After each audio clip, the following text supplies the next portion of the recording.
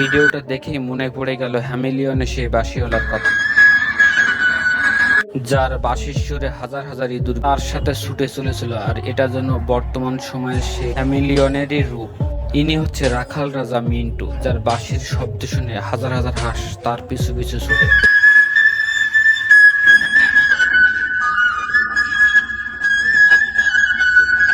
এই মনোমুগ্ধকর দৃশ্যটা দেখে যে কারো মন মুহূর্তে ভালো হয়ে যেতে বাধ্য। এভাবেই সুরের জাদুকর মিন্টু মিয়া প্রতিদিন তার হাঁসগুলোকে নিয়ে মাঠে চলে যায়।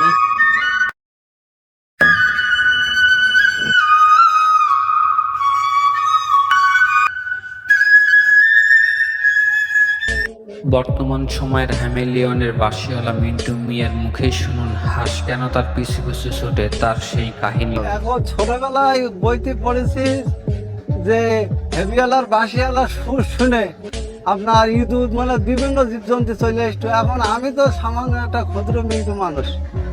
এখন আমি একদিনকে মাঠে বসে বাঁশি বাজাচ্ছি, দেখি হাঁসগুলো সব আমার কাছে চলে গেছে। আমার এই তো ভালো সুন্দর আমার ডাক শুনেছে, সেইখান থেকে আমি এদের বাঁশি বাজাই যে মানে 4-5 কিলোমিটার চলে যাবো, আমার 5 চলে যাবে ওরা বাঁশি।